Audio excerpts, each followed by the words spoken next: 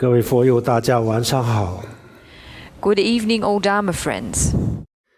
我们现在开始讲今天晚上的课。We are going to begin with this evening's teaching now. 那么今天晚上的课呢，我们就是把昨天的这个课的后面的部分继续讲。So in tonight's teaching, we're going to continue with the topic that we were teaching on yesterday. So tonight will be effectively the second component of that. 那么我们的这个内容呢，也就是跟昨天是一样，我们怎么样去面对愤怒，也就是当我们愤怒的时候，我们怎么样去解决这个问题。So just like yesterday evening, what we're going to be speaking about tonight is addressing anger, what we do when anger arises, how we go about controlling this. 我们很多人他的学历很高文化水平很高。There are a lot of people whose educational level is extremely high. 但是有一些问题呢，我们不知道怎么样解决。Nevertheless, there are some problems that they have no understanding about how to solve. 我们大家都很清楚，比如说我们遇到外面的一些问题，比如说生活上的、工作上的，等等，很多事情怎么样处理，怎么样去做，这些呢，有可能大家都非常清楚。So in terms of many kinds of external problems, whether they be in our working lives or our everyday lives, these are the sorts of things that many people are very clear about how to go about resolving. 那么我们最头疼的、最麻烦的就是我们自身的问题。The most troublesome and what gives us the most headache are the problems that concern ourselves directly. 那么自身的问题，比如说我们的身体生病了，医生可以帮我们解决问题。So in terms of our physical bodies, when we experience illness, a doctor is able to help us resolve this. 但是我们的内心就是产生了问题的时候呢，这个时候我们也没有人能够非常全面的帮我们解决问题，然后我们自己也就不知道怎么样解决这些问题。However, when things go wrong at the level of our minds, there is no one who can completely or thoroughly assist us in resolving this, and we ourselves don't know how to do so. 这个时候呢，我们可以去在这个佛教一个古老的这个文化智慧当中去寻找一些方法。However, at times like this, it's possible for us to locate within the ancient wisdom of Buddhism methods to assist ourselves. 那么有可能我们在这个里面就找到一个非常好的方法来解决我们的内心的问题。In fact, it's possible that we can find within the Buddhist teachings extremely good methods for dealing with these issues. 比如说愤怒我们所有人都不愿意自己愤怒但是呢我们控制不住。So anger is a prime example. Anger is something that none of us are really willing to give rise to, and yet we are all unable to control. 科学家、哲学家，然后这个社会上的这个名人有钱的有名的等等，每一个人都要面对这样子的问题。And confronting anger is something that everybody does or needs to do, whether they be a scientist, philosophers, celebrities, the rich and the famous, are all the same in having to confront these kinds of issues. 那为什么我们自己的问题是最难解决呢？那就是因为我们目前还不了解我们的这个内心的世界所以我们在内心世界当中产生了问题的时候呢不知道怎么样去解决。So why is it that problems that take place inside ourselves are the ones that are most difficult to resolve? Well, the reason for this is that we don't yet have a proper understanding of the nature of our inner mind, and it's for this reason that when problems occur at this level, we are unable to resolve them properly. 然后我们的身体科学家研究得非常的透彻就是把我们的身体比如说原子、分子细胞、原子、分子，甚至到这个地步都已经研究得非常透彻了，已经非常清楚、非常明白。Insofar as our physical bodies are concerned, these have been investigated by scientists to an extremely detailed level, down to the level of atoms and molecules and cells. And so we have a very penetrating or thorough understanding of the physical body in this sense. 但是意识我们人的意识它就是一个实实在在存在的东西。用佛教的话来讲，那么意识它也是一种物质。As for our minds or consciousness, this is also something that exists. From a Buddhist perspective, we can say that our consciousness is also a form of matter. 那么我们每一个人根据我们自己的经验也可以知道就存在一个这么一个意识这么一个东西。Everyone is able to verify as a result of their own or through their own experience that their minds or consciousness is something that does exist. 但是它的内部的结构，它的变化，它的发展，它的自然的规律这些我们一无所知。However, as to the structure of our consciousness, it's the kinds of changes that it undergoes, its natural laws and so forth, are things that we don't have any idea really about. 就像300年前我们不太清楚物质它到底是什么样子，物质的结构，物质的这个变化，一些细节的变化，自然的规律，这些都是不是很清楚。So it's rather similar to the situation about 300 years ago when we didn't have a very good understanding of the nature of matter, its composition, its structure, its details, its natural laws and so forth. 但是300年以后，就是今天我们已经非常清楚地知道了物质的结构是什么样子。However, 300 years later, where we are today, we have a very good understanding of the composition, the structure of matter, etc. 但是意识我们仍然不清楚它到底是什么样子。But as to consciousness, this is something that we still don't have a good understanding of. 那么虽然我们不知道它的一些细节，但是呢我们大家都知道有意识这么一个东西，它是事实，它是存在的，这一点没有任何的争论。Even though we might not understand the detailed nature of consciousness, nevertheless we all know that consciousness exists. This is not something that is in question.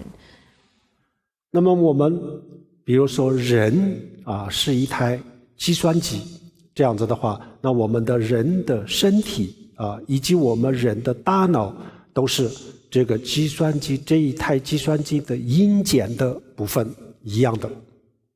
If we were to liken a human to a computer, then we could say that the physical components of a human are like the computer's hardware. 那么我们的意识呢，它就是跟这个计算机的软件程序一样。And we could say that our consciousness is like the software of a computer. 那么现在我们基本上了解这个计算机的硬件的部分。So we could say that presently we have a good understanding of our hardware, or that component of ourselves which we can consider to be hardware. 但是我们对这台计算机的软件程序这个部分我们一无所知。However, as to the software and programming of the computer, this is something that we are completely lacking in knowledge. 所以我们根本就没有办法控制它。For this reason, we are unable to control this aspect of our computer or ourselves. 因为我们人不能控制它，所以呢，它很多的时候都让我们非常的痛苦，非常的苦恼。Because we are unable to control this aspect of ourselves, therefore, this part of ourselves causes us frequently a lot of problems. 那么这是实事，无论是有信仰的、没有信仰的信仰佛教的、信仰其他宗教的，任何一个人都是一样。这一点大家都是一样，这是我们人类的一个基本的情况。As to this fact, it is something. This is the facts of how things are. This is the fact, regardless of whether someone is religious or not religious. 那么我们每一个人都希望能够找到一个很好的方法来控制我们的愤怒。So all of us wish to find a very effective method to help us control our anger. 因为这个愤怒没有控制好那么这样子的话，我们这个问题昨天已经讲过了就是对一个社会、对一个家庭、对一个个人的这个生活都受到了很严重的影响。Because when we're not able to control our anger, it has a lot of negative repercussions. We addressed these yesterday. We talked about the destructive impact that anger has on society, on families, and also on our personal lives too. 那么这个解决的方法呢，佛教里面呢有很多种解决的方法，我们可以在这个佛教里面呢去学一些东西，然后在现实生活当中可以去应用。As for methods of resolving this issue, resolving the issue of our anger, there are many in the Buddhist teachings. And so we can learn some of these teachings and then apply them in our everyday lives. 那么佛教里面的这些方法我们可以分两大类虽然是有很多很多的方法，但是总的来说就可以分两大类两种。So even though there are a great many different methods in the Buddhist teachings, it's possible to classify them into two broad groups. 第一个是临时解决的暂时把我们的愤怒控制住虽然没有从本质上铲除，但是呢可以临时的把它控制住。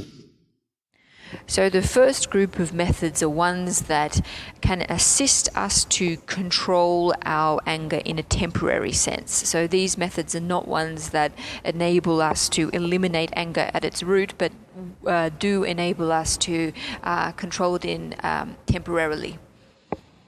那么第二种呢把所有的愤怒从我们的内心当中彻底的断掉彻底的从根一起连根一起拔掉铲除一个这样子的方法，这是最彻底的一种方法。 And the second group of methods are those that enable us to completely eliminate anger at its root. So that's the second type of methods. 那么我们今天讲的，我们昨天也就讲了一部分。那么这个方法呢，就是主要是临时控制的一个方法。So what we addressed yesterday and what we are going to be talking about tonight are methods for temporarily controlling anger. 那么这个方法当中呢，我们昨天讲了第一个方法是理解比如说某一个人做了一件非常比如说对社会对我们某一个人不利的这样子的事情，那么这个时候呢，我们大家都不能理解，大家都觉得他怎么这样子呢？就是大家都开始去责谴责但是如果我们这个时候能够理解这样子的话，那么我们自己的愤怒是很容易这个控制。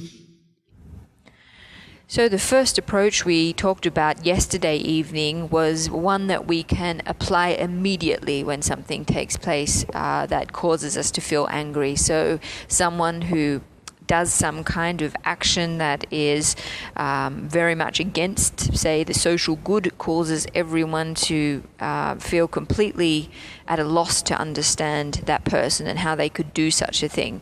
And typically it's a situation where everyone begins to blame the individual in question. So what we spoke about yesterday evening was how we can apply the method of empathizing or developing or giving rise to understanding towards the person who did the action in question. This is an effective method we can put in place to bring our anger under control. 那么所谓的理解是什么呢？我们的理解不等于认可我们不认为他应该这么做，我们不认为他做的事情是对的我们的理解呢不是这个意思。So when we talk about understanding someone or empathizing with them, we're not talking about validating their behavior or judging it to be correct. That's not what we mean. 我们认为他做的是不对的，不应该的不能怎么做大家的想法是这样子。So everyone thinks that the person's behavior was incorrect, that they should not have done what they did. 那我们的理解是什么意思呢？因为他犯一个这样子的错误从理论上讲是不应该的，不对的但是呢，他为什么要犯这样子的错误呢？那么这个当中，如果我们这个仔细深入的去了解的时候呢，也有很多的原因。So even though we don't endorse or validate what they did, nevertheless, understanding or empathizing with them entails us looking more deeply into the reasons for their action and recognizing that in many cases there are many objective factors that caused them to act as they did. 那么这么多的原因这么多的客观的因素或者是他的主观的因素，就是让他在当下让他失控了所以呢也不能完全怪这个人，就是因为他也是不由自主他也是失去了这个控制的能力，所以在这样子的情况下发生的事情。So when we look more deeply into how why a person acted as they did, we perceive that there were perhaps many objective or even subjective reasons why they acted as they did, and then we come to realize that because of these reasons, the person in question was not in full control of themselves, that they had in fact lost some degree of control, and that is why what happened. 这个我们今天不需要再讲了。昨天简单的已经给大家讲过一个方法，然后通这个方法呢，它只是一个框架而已然后就是大家听了以后呢就是根据自己的分析，根据自己的这个理解去深入的去思考这样子以后呢，比如说某一个人他犯了错误，那么这个时候呢，我们深入的去思考的时候呢，最终也能够理解然后呢，理解了以后呢，我们的内心当中的这个愤怒就会降低。So this particular method, because we talked about it in detail last night, I'm not going to go over it again, but essentially it was a framework that we can put into place, and whenever such an incident occurs, then everyone can apply their own powers of analysis to the situation to appreciate the reasons why the person in question acted as they did, and will find that as a result their anger dissipates. 但是我们不是孤立他，我们的理解我们的这个理解呢，并不是孤立他这么去做并不是认可并不是肯定他的做法。But when we speak about understanding or empathizing with the other person in this context, it should be underlined that we're not talking about encouraging them to act in this way or even approving or endorsing them to act in this way. 只是消除我们自己对他的愤怒。All we are doing is removing or dissipating our anger towards them. 好，然后我们今天呢开始讲第二个方法。So we're going to begin now to talk about the second method we can use. 第二个方法呢，就是同情慈悲心。So the second method or approach we can use is to apply compassion.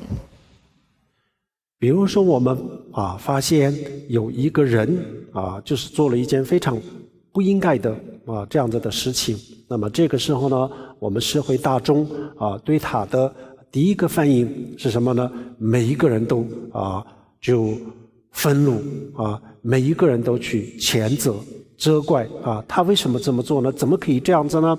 我们的第一个反应都是这样子。When someone does something that they really shouldn't have done, then everybody's immediate reaction is one of anger, of blaming them, saying, how could they have done that action? 但是我们的这种愤怒，我们必须要明白必须要知道，我们的这个愤怒，它会制造出更多的愤怒。But it's really important that we realize that our anger will only produce even more anger. 比如说一栋楼它失火的时候那么火是不能把火自己灭掉我们用其他的东西来把这个火灭掉。So let's just say that a building goes up in flames, it's burning.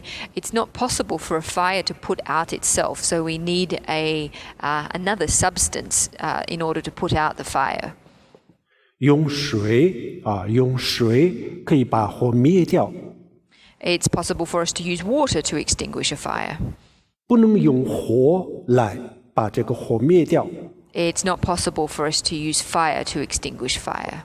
如果一栋楼失火的时候，如果我们用火那么这栋楼燃得更加的厉害。If a building goes up in flames and we attempt to put the flames out with more fire, then obviously it will only grow bigger. 一栋楼燃烧的时候，如果我们在这个上面再加上更多的火，那么这样子的话，不仅是这栋楼，而且连周边的所有的建筑物都会烧掉。And it's not just that the fire in the original building would grow larger; the fire would spread to surrounding buildings. 那么这个时候如果我们想把这个火灭掉不愿意它继续燃烧，那么这样子的话，那我们必须要用水，而不是用火。So at this juncture, if we wish to put out the fire to prevent it from burning further, then it's necessary that we apply water to it rather than more fire. 那么现在我们比如说社会上有很多很多的愤怒的人动不动就开枪打死人或者是用刀把无辜的人砍死，那么这样子的事情呢，各个地方都发生。In today's society, there are a lot of very angry people, some of whom use guns and shoot other people or take knives and kill faultless, innocent people. This is the case everywhere. 那么如果我们现在大家都不愿意这个愤怒继续下去，那么这样子的话，那么我们就不要用愤怒来控制这个愤怒。So if we are not willing for this kind of anger to continue, then it's important that we don't use anger to control this anger. 如果是用愤怒来想解决这个问题，那么不但是不能灭掉这个愤怒，而且就制造出更多的愤怒。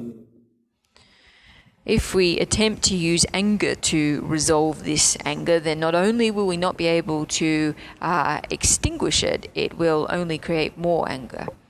比如说我们首先是2个人的愤怒制造了矛盾，然后2个人的后面10个人、20个人的愤怒，最后就是200个人的愤怒、2000个人的愤怒，这样子以后呢，这个世界就是充满了愤怒，那么愤怒的结果呢，就是战争。If we have a conflict, say, between 2 people, and then behind each of those persons comes 10 people, we then have 20 angry people, then 100 angry people, eventually 1,000 angry people, and when things continue to develop in this fashion, ultimately what we get is war. 那么我们现在不向这个愤怒继续不向这个愤怒蔓延不向这个愤怒扩展，那么这样子的话，那我们现在用什么东西呢？就是要用一个跟愤怒对立的矛盾的东西来把这个愤怒解决。So if we don't want anger to expand, if we want it to prevent it from doing so, then it's necessary that we counteract it with something that is an opponent force. 就像我们刚才讲的，失火的时候这个燃烧的火，我们想灭掉它，那么我们要找到一个跟火对立的东西、矛盾的东西来灭掉它，就像水可以灭掉它。So it's just as I said before, if we've got a fire burning and we want to put it out, then it's necessary that we find something that counteracts fire, that is an opponent to fire, like water. 那么跟愤怒矛盾的是什么？直接冲突的、直接对立的、直接矛盾的是什么呢？就是慈悲心，就是爱或者慈悲心。So what is it then that is the direct opponent, a direct counteracting force to anger? It is none other than compassion or love. 这个我们很难做到但是如果我们就稍微做一点点的心理的训练，这样子的话也可以做得到。So even though this is difficult to do, it's difficult to apply, it is something that with an appropriate amount of training our minds, we in fact are able to do. 比如说我们是一个比如说是一个保护动物的人，保护动物的人比如说看到有人宰杀动物、虐待动物这样子的时候呢，那么我们把动物就当作是我的这一边，然后呢虐待动物者或者是宰杀动物者我们把它分为就是另外一个方面。那么我们把我方和他方的这个界限画得很清楚，然后这样子以后呢，我们就站在这个动物的立场，然后对这个虐待者、宰杀者就仇恨愤怒这样子但是从佛教的角度来讲这样是不对的。Let's just say that we are a person who cares about protecting animals, and we come across someone who is killing animals or abusing animals. What we would tend to do in this situation is to adopt the perspective of the animal and to regard the person abusing the animal as the other. And we would draw this line or this boundary between the two of us, the two parties, in a very clear way. So we would stand on the side of the animal and give rise to anger and hatred towards the person who is abusing it. However, this way of going about things from a Buddhist perspective is incorrect. 同样的，比如说就有人就开枪打死了很多无辜的人或者是有人用刀砍死了很多无辜的人。那么这样子的时候呢，我们就是大部分的人对这个被砍死的、被打死的人我们就有同情慈悲心。然后呢，我们把这个在这个开枪的人实施暴力的人呢，就是把它分为把这个界限画得很清楚他这个人呢，我们把他当作是另外一个方向这样子以后呢，我们大家对他不满产生了很多很多的仇恨和愤怒。It's the same as when someone shoots some people, kills innocent people with a gun or with a knife. Most people, the majority of people, give rise to empathy and compassion towards the victim. However, draw a very clear line between the victim and the aggressor, and look upon them as the other, and give rise to a great deal of resentment and hatred and anger towards them. 但是大乘佛教就告诉我们，我们应该对这两种人都要有同样的同情慈悲心。我们就是一样的对他们要有这个慈悲心。那为什么呢？因为这些被杀的人，或者是被宰杀的、被虐待的动物，他们现在面对的是什么呢？就是痛苦的结果痛苦的结果，也就是痛苦。但是虐待者虐待宰杀动物的人或者是开枪的人，那么他现在他在做什么呢？他在制造更多的痛苦的因。那么这两种人，被虐待的和虐待者，一个是面临痛苦的结果另外一个呢在制造痛苦的因素。两个人都没有离开痛苦，都不能脱离痛苦，所以一样的可以同情，一样的可以慈悲。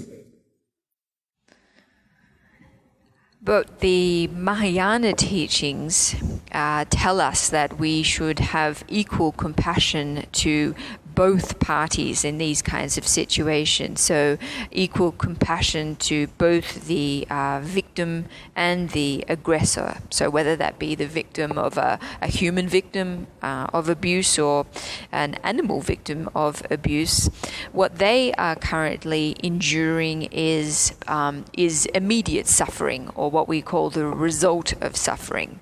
The aggressor or the abuser, on the other hand, what they are currently doing is producing the causes for even more suffering. So actually both the victim and the aggressor are facing suffering. One is enduring it in a direct sense, and the other is planting the seeds for future suffering. In both cases, there is both of them have not escaped suffering, and so for this reason we say that they are both deserving of our compassion. 那么这个时候被打死的人，被宰杀的动物我们觉得他们是无辜的，然后呢特别的同情觉得他们特别可怜不应该这样子，然后呢发自内心的希望他们远离痛苦这样子。同时呢开枪的人虐待者开枪者，他也是非常的可怜的，因为他是愚昧他是有时烦恼，或者是烦恼没有控制住，失控因为烦恼他不能控制自己所以呢他也是非常的可怜他也是因为他也是控制不住自己，所以也是非常的可怜。所以我们希望他也能够远离痛苦我们这个时候我们的心态应该是平等的，希望两种人两种生命都同样能够远离痛苦。In this kind of situation, the animal who has sustained abuse, or the victim of a shooting, generally we give rise to empathy for them. We feel that they were undeserving. We feel that they're very pitiable. And so in this situation, we give rise to a deep wish that a person or a being in this situation be free from suffering. However, at the same time, we should also appreciate that the aggressor or the abuser or the killer is also very pitiable. The reason being that they are acting under delusion. They're afflicted, and as a result, they have lost control of themselves, which has led them to do what they have done. So through appreciating the pitiable nature of the aggressor or the abuser at the same time as the victim, we can give rise to an equal wish towards both parties that they be free from suffering. 比如说虐待动物的人，或者是实施暴力的人，看起来这个他们的行为就是非常的不可思议大家都不能理解。但是至少我们可以肯定他就是因为各种各样的烦恼各种各样的烦恼控制不住，他当时是失控的状态这一点基本上是可以这么肯定。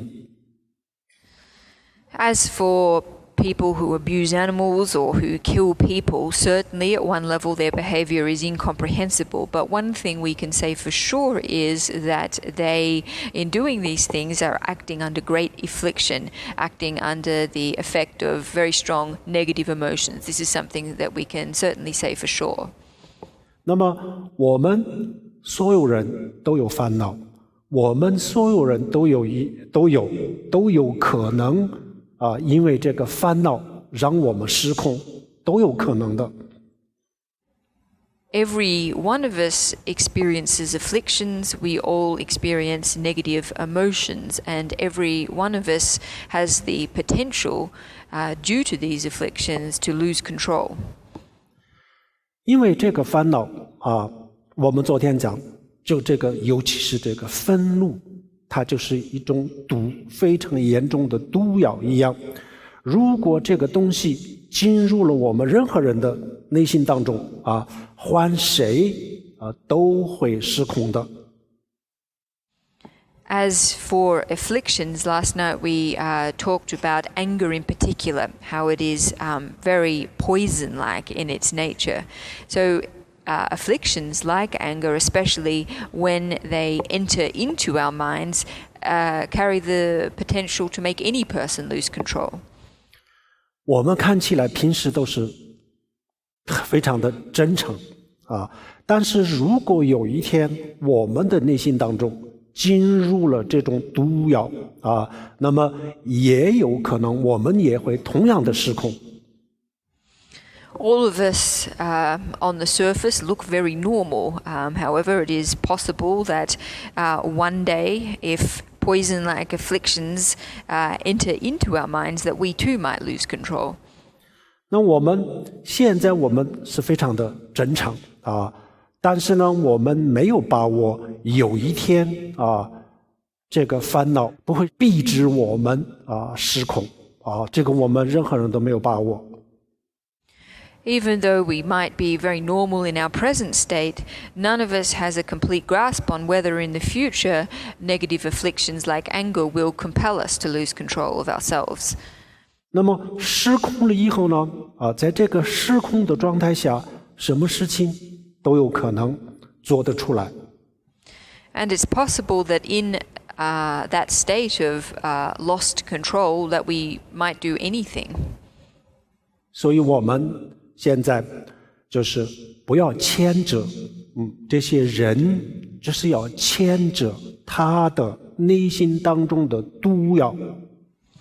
So we shouldn't blame or censure the people who do these things, but rather the poison that is inside their minds. 不要恨这种人，就要恨他的内心当中的这种毒药。We shouldn't hate these kinds of people, but rather the negative emotions inside of them. 不要消灭这种人，就是要消灭他的内心当中的这个毒药。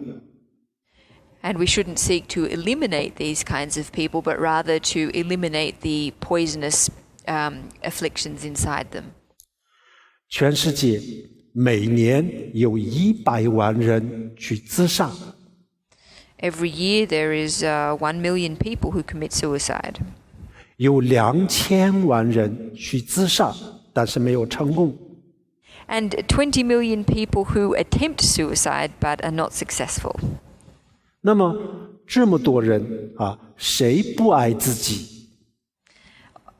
Of all of these people, who does not love themselves?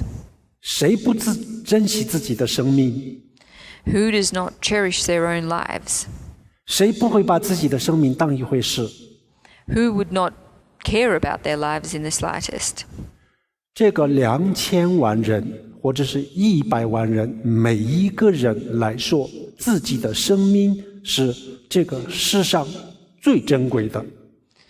Of all of these 20 million people or 1 million people, they would all say that their own lives are the most important. 这100万人，他们没有失控的时候，当他们是正常的人的时候，他们同样的认为自己的生命是这个世界上最珍贵的。Of the 1 million people who successfully commit suicide, when they are not in a state of having lost control of themselves, they too would believe their own lives to be most important. 没有一个人把自己的生命不当一回事。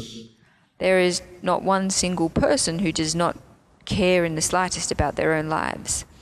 但是这个烦恼让他们失控的时候，连自己的生命都是一个这样子非常残酷的情况下结束。However, when under the effect of extremely strong negative emotions, it leads people to use very brutal methods to end their own lives.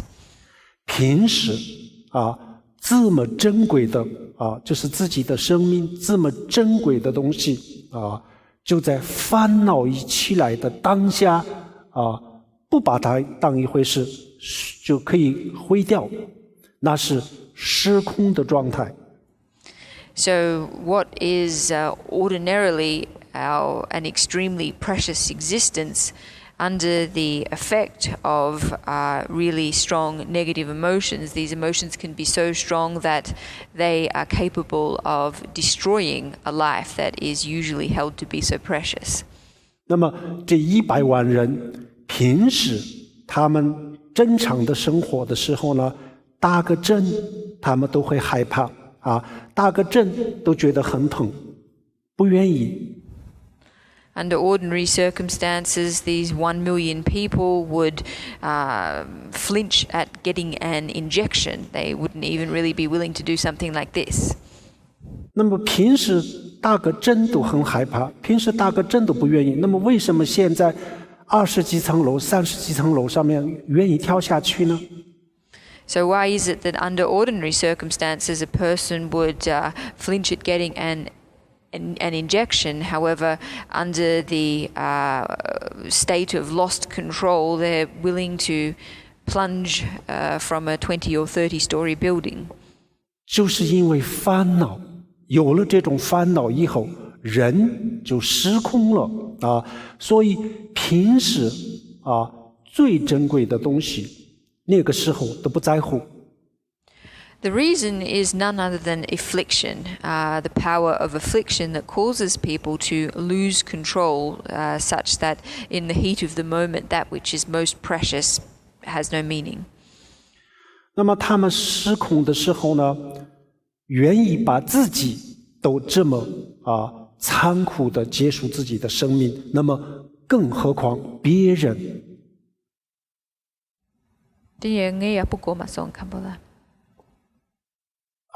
就是可能错个是吧？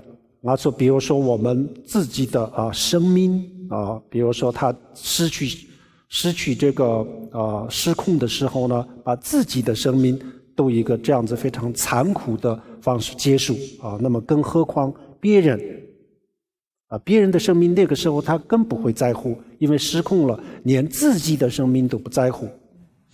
So if in a moment like this a person is willing to pay no regard to their own precious life, there's no need to mention the disregard that they would pay to the lives of others. 所以这个时候我们要换位的思考，换位的思考。如果我们有一天这么失控了的话，那么我们也有可能做出这样子的事情。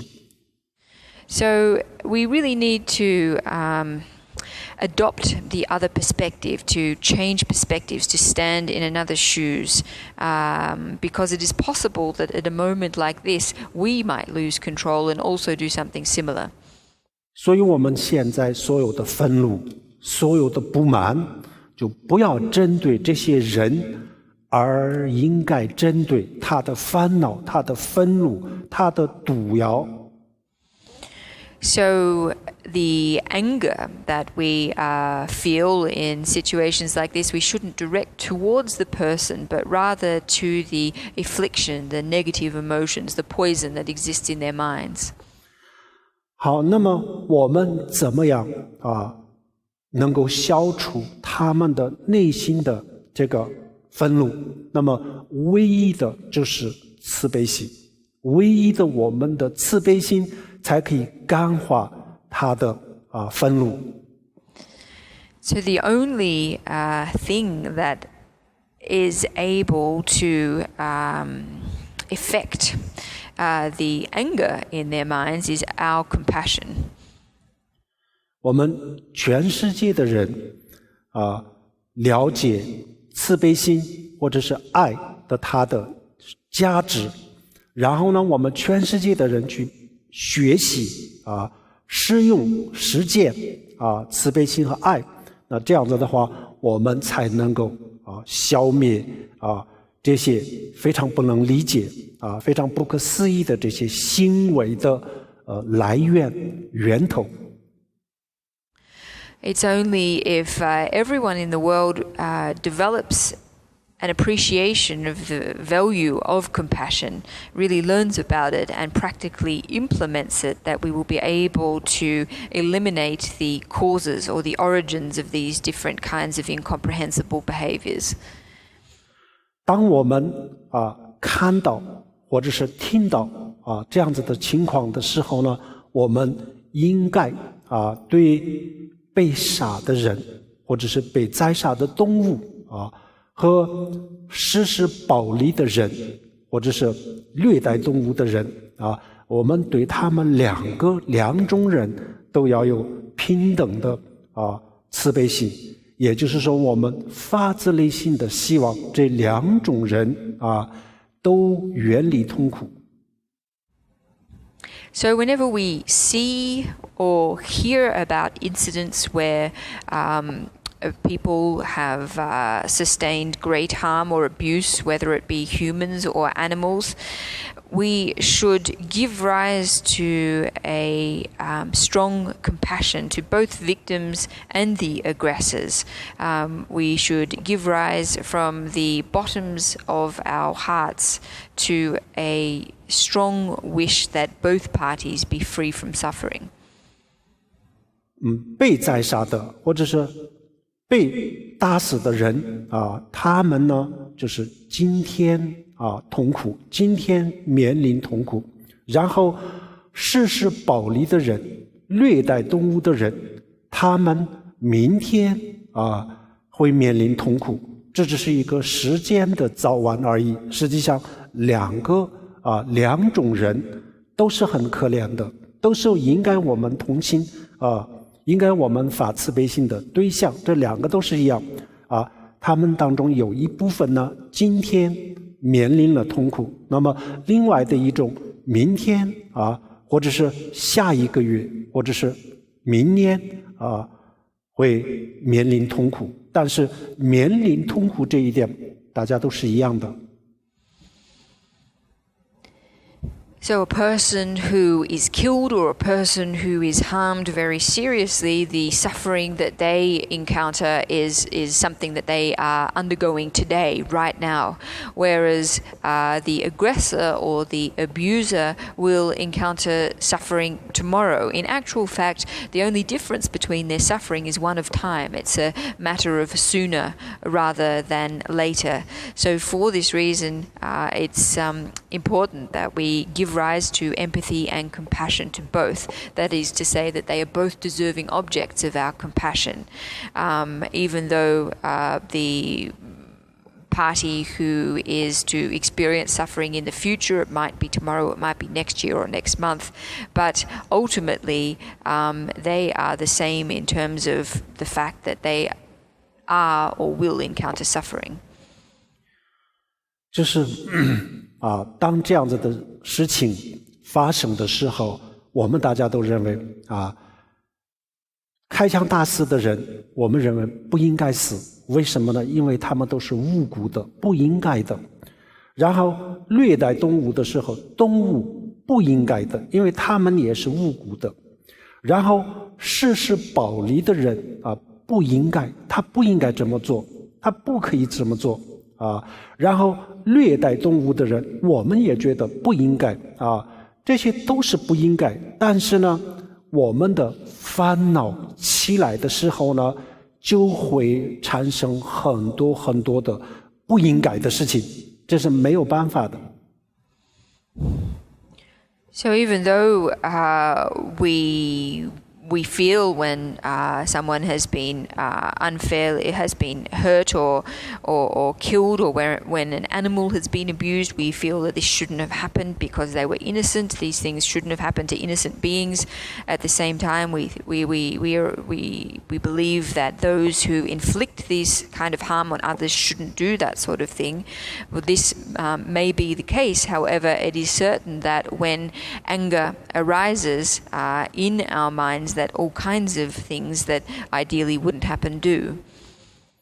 那么这么多的不应该的事情，它的来源是什么？不是这个人，而是他的烦恼。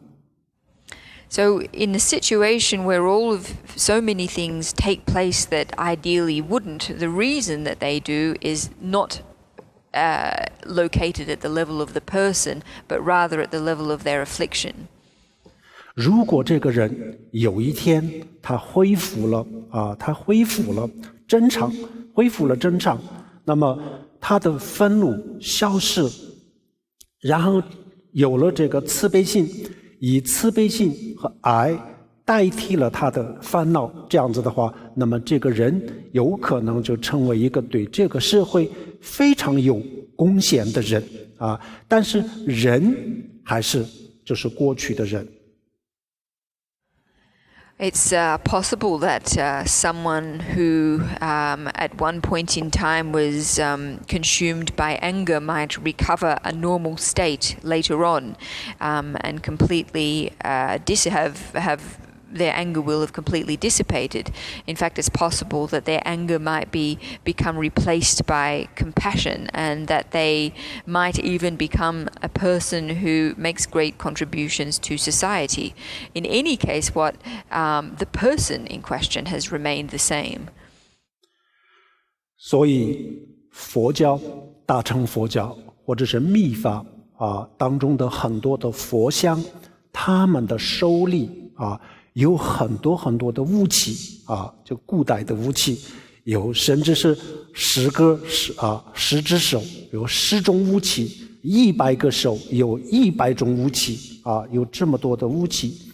但是这些武器无论是刀、枪它不针对任何一个人，它不针对任何一条生命，只是针对我们人类或者是生命的这些众生心中的烦恼这些武器都是针对烦恼，而不针对任何一条生命。So in the Mahayana tradition, and particularly in the Vajrayana tradition, we have many images of deities who hold weapons, weapons of various ancient kinds. So we have examples of 10 armed deities that wield 10 weapons, or 100 armed deities that wield 100 weapons, sometimes knives, sometimes other kinds of weapons. In any case, none of these weapons are geared towards other beings. They're only geared towards the afflictions in the minds of other beings, but not the actual beings themselves.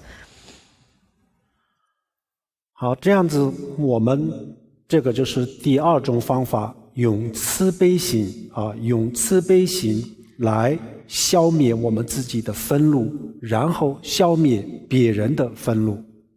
So that is the second method or approach that we can take, using compassion to eliminate our own anger and to eliminate the anger of others too. 第三种方法。And now we're going to move on to the third approach. 第三种方法是如果是一个佛教徒这样子的话，那么第三种方法是比较很容易接受。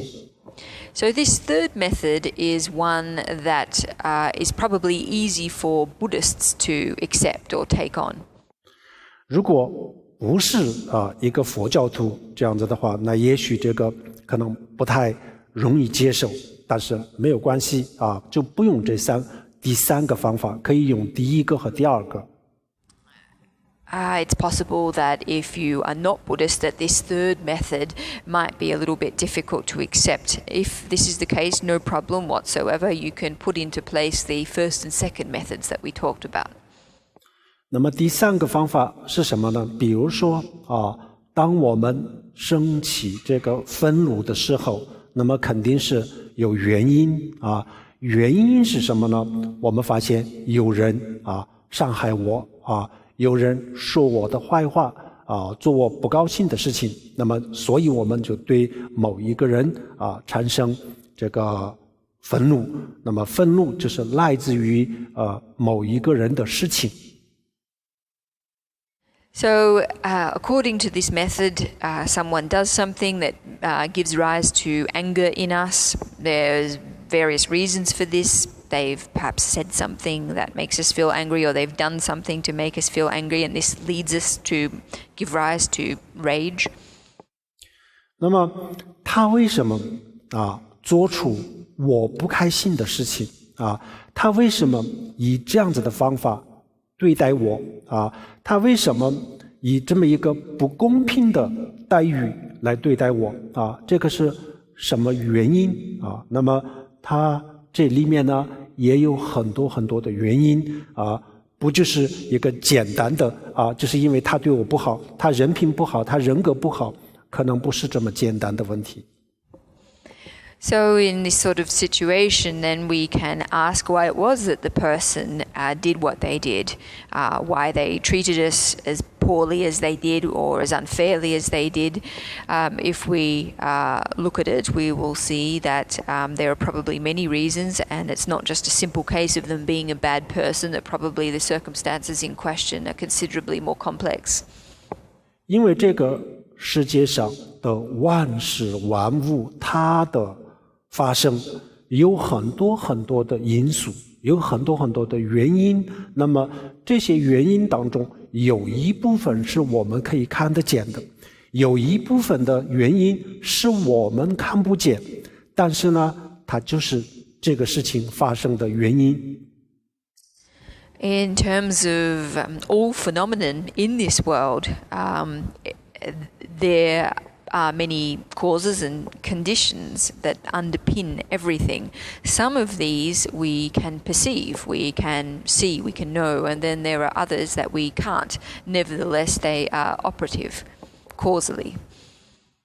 那么这个原因当中，有可能有一部分是我自己的原因，那就是过去我伤害过他过去我以这样子的方法对待过他，所以呢，他今天以这样子的方式来对待我这就是佛教讲的因果，有可能是因果这样子的原因。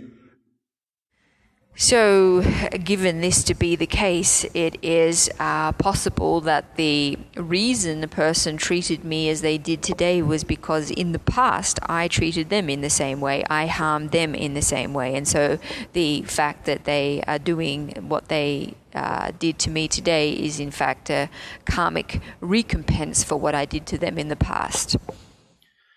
那么这个就是叫做轮回，这种轮回的恶性循环，这一世我伤害你，然后呢下一世你又来伤害我，那么这个当中有产生很多很多的烦恼，那么这样子以后呢无尽止的就是没完没了的这样子下去，那么这个就叫做轮回那么有可能他今天这样子对待我，那么就是有我的原因，有可能，很有可能。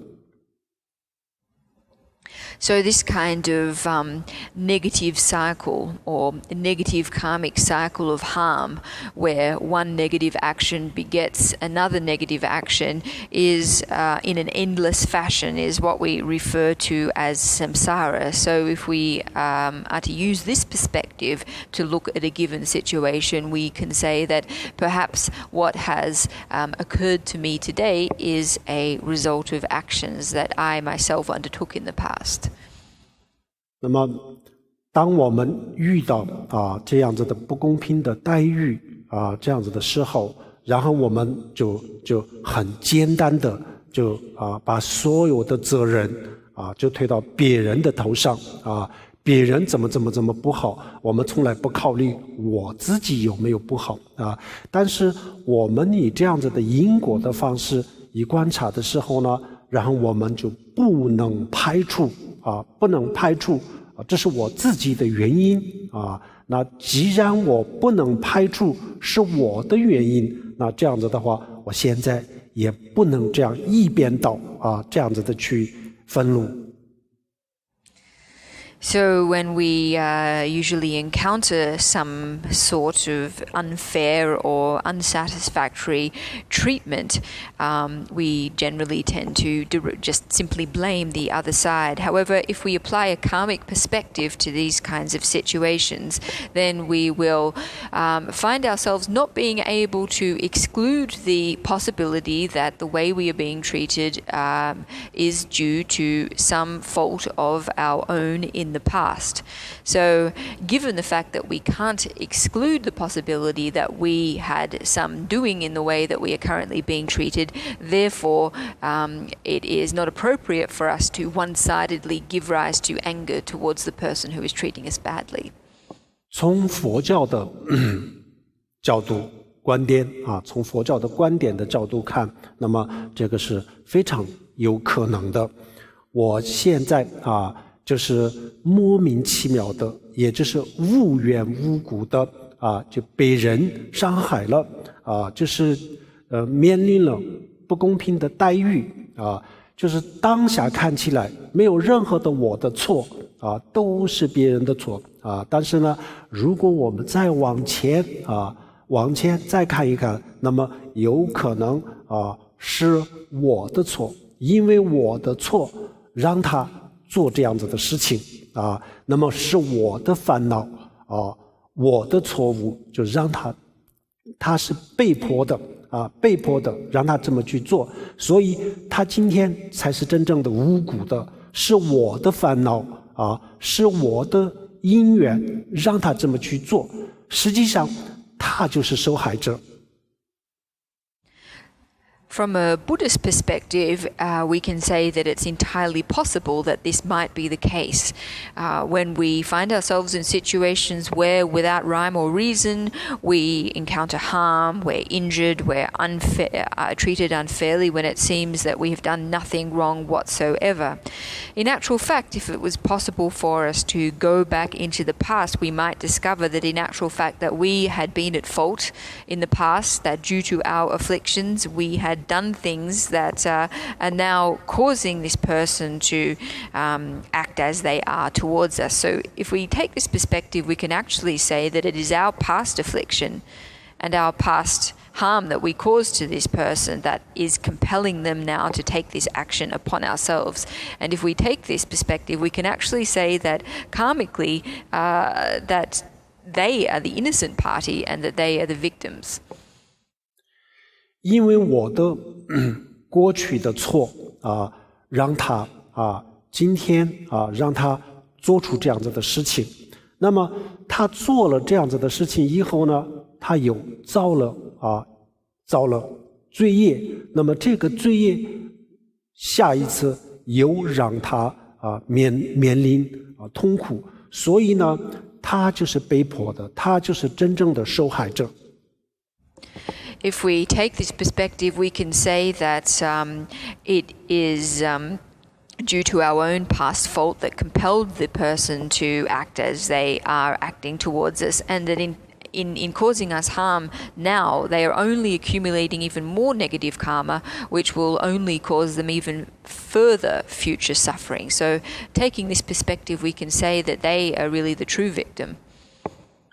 因为这个生命轮回这个当中，或者是在这个世界上宇宙界，我们知道的特别的少，我们的知识我们对这个世界的认知是非常的有局限性所以我们不知道的东西呢太多所以我们就简单的认为是他的错怎么样其实这些都是有可能是完全是错的。Generally speaking, our understanding of reincarnation, of samsara, of karma, our knowledge of time is extremely limited. That which we can, the causal frame in which we perceive things is very limited in scope. There is much that we don't know, there is much that we don't see, and so even though when something takes place we look upon it and say in a very simple terms that this person is at fault. It is quite possible that if we were able to understand things in a greater framework, that this is not the case at all. 好，那么我们暂时控制这个愤怒的方法，我们就将这三个方法昨天的一个和今天的两个，这三个方法，如果我们平时去用的话，那么很容易轻易的轻轻松松的把自己的愤怒就控制下来。So these three methods that we have looked at yesterday evening and tonight as well are ones that if we put into practice, very easily we will find ourselves being able to control our anger. 所以我们任何时候面对任何事情都可以很淡定不会失控。And we'll be able to find ourselves, regardless of what kind of situation we encounter, being able to face it in a very even way without losing our self-control. 最后一个方法呢，就是彻底的把我们的愤怒断掉的一个这样子的方法。The final approach or method that we can take is one of eliminating our anger from the root completely. 但是这种方法我们目前我们绝大多数的人是没有办法用只能作为一个未来的目标。However, as for this approach, it's one that the majority of people are not able to use right now. It's only one that they are able to make, to establish as a future goal. 那么这个是什么呢？这就是觉悟。觉悟是什么？就是彻底的了解了自我或者是彻底的了解了我们的内心世界这样子以后呢，我们彻底的了解了它的这个本来的面目的时候呢，然后我们可以把愤怒从本质上就可以断掉。So this method is none other than achieving awakening. And when we talk about achieving awakening or enlightenment in Buddhist terms, what we mean is gaining a completely penetrating understanding or insight of self, of the original or primal state of our mind. And through gaining this kind of insight, it's possible for us to eliminate anger at the root. 比如说我们的比如说我们平时看到的光它不能深入到我们的肌肉的里面只能看到这个皮肤的表面，所以我们的眼睛就只能看到我们的皮肤的表面，或者是我们的衣服的表面。Ordinary light, when it shines on us, it is only capable of illuminating the surface of our skin or the surface of our clothes. It's not able to allow us to see inside. 但是如果我们用 X 光这样子的话，那么我们的肌肉它就可以穿透衣服也可以穿透，它就可以看到我们的里面的结构里面有什么样的骨头，每一节骨头看得很清楚。That's the case with ordinary light. However, if we were to beam an X-ray on our skin, then an X-ray is able to penetrate muscle and we're able to see very clearly, for example, the bones within our bodies. 同样的，如果我们用现在的这种意识，我们的意识用这种意识去看我们的内心世界的时候，我们看不见它的最深处。And in just the same way, if we use our minds as they currently are to look at our inner state of mind, we're not able to perceive its deepest layers. 那么这个时候，我们要从我们的意识我们的意识当中提炼出智慧我们的意识当中呢，平时是有智慧的，但是这个智慧用我们的意识把它覆盖了，我们平时是看不见没办法接住。现在我们通过佛教的方法，把我们的意识当中的这个智慧的这个部分，把它提炼出来。So what we are talking about in this context is a method, a Buddhist methods that enable us to extract the wisdom that already resides in our consciousness, in our minds, but is currently obscured, to extract that, to bring it forth. 然后我们把这个智慧提炼出来了以后呢，用这个智慧呢，就像 X 光一样，它能够穿透我们的意识的任何一个的层面，它就可以直接可以看到我们的内心世界的最原始的本来的面目。And it's possible that when we do extract this wisdom, or when we do extract it, that it functions just like an X-ray. By using this wisdom, applying it, it is able to penetrate all layers of our mind or our consciousness to the very deepest level, which is our original state of mind.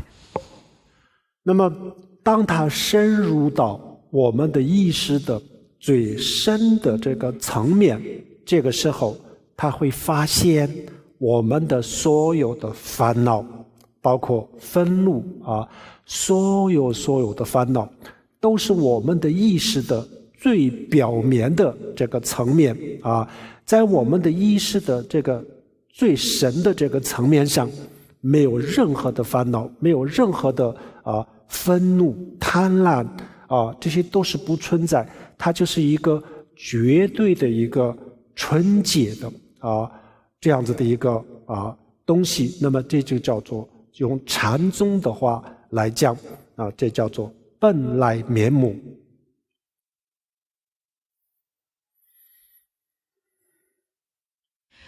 And when that deepest layer of mind is able to be penetrated to, then it can be discovered that will be discovered that this is a state completely free from affliction, completely free from anger, free from any kind of desire, a state of absolute purity, the original face of one's mind in the language of the Chan tradition. 那么当我们发现所有的烦恼包括这个愤怒，都是一种表面的东西它的本质上根本就不存在这样子的时候呢，然后我们深深地体会到这些所有的烦恼都是一个外在的都是一个外在的变化，它就是一种变化它不是一个真实的东西我们彻底的明白了这个我们内心的秘密这样子以后呢，然后我们从本质上就断掉了所有的烦恼的这个根源。When we do discover that this state of absolute purity, we perceive that afflictions and anger only reside on the surface. They are by no means the essence of our minds. They are something that's external, there's something that are unsubstantial, subject to change. They're not real, they're not substantial. And when we understand this secret of our mind, then we are able to eliminate anger at its very root. 我们的内心世界就像这个天空一样天空我们从地面上往上看就是弥漫乌云这样子的时候，我们看不见蓝天，也看不见太阳、月亮、星星我们都看不见，但是天空它的本质不是我们现在看到的，就是不是天空虚空的本质啊。那么这个时候，如果我们坐飞机穿越了这个云层到了上面然后我们就是可以看到这个蓝天蓝天，那我们的内心也是这样子。As for the nature of our inner mind, it's rather like the sky.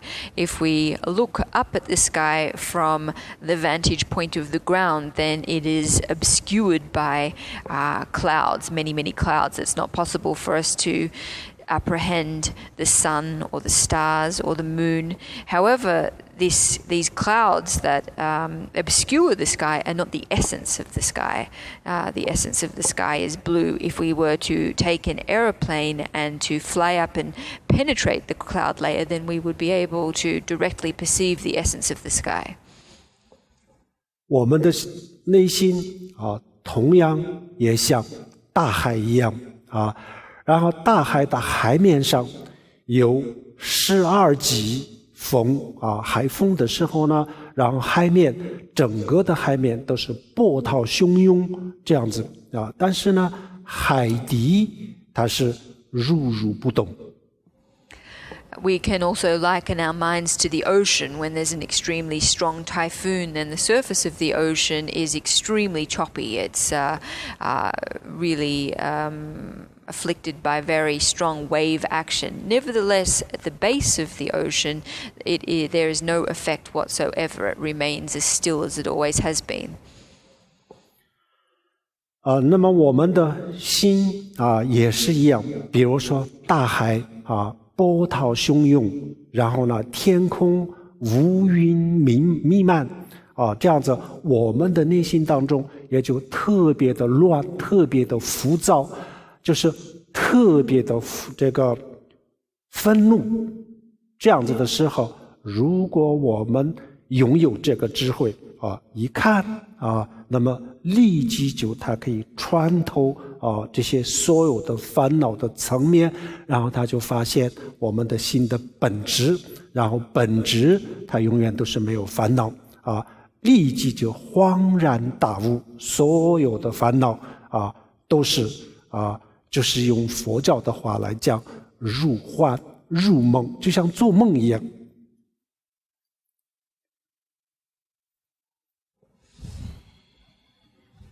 So our minds, under normal circumstances, are like the face of an ocean with very a lot of wave action, or the clouds that obscure a sky. They're restless, they're perturbed, often giving rise to a great deal of anger. However, if we were able to give rise to the kind of wisdom that we've just spoken about, then immediately it's possible to cut through this state and to perceive very directly the essence of our mind, which is one in which these states don't exist at all. This is what we describe as realizing these afflictions to be illusory, like a dream. 就像外面的世界物质的这个结构它也是一个非常奇妙的一个世界，但是我们从来没有看到过。我们以为我们看到了物质，但是呢，我们从来没有看到过真实的物质。So it's rather like the external world, or matter in the external world, which has a very complex internal structure. Many of us believe that we know what structure, what matter is, what form it takes, but in actual fact, its real composition is something that none of us have directly perceived. 那么真实的这个物质的结构根本就不是我们所想象的这样子，它完全是一个我们想不到的一个世界。The true structure of matter is nothing at all like we perceive it to be. It's a completely different world from how we usually perceive this matter to be. 然后科学家发现了这个问题以后呢，他们可以做出很多很多高科技的产品。Scientists, through discovering this world, the structure of matter, find themselves in a situation of being able to create all kinds of new substances. 因此而可以造福人类。人类？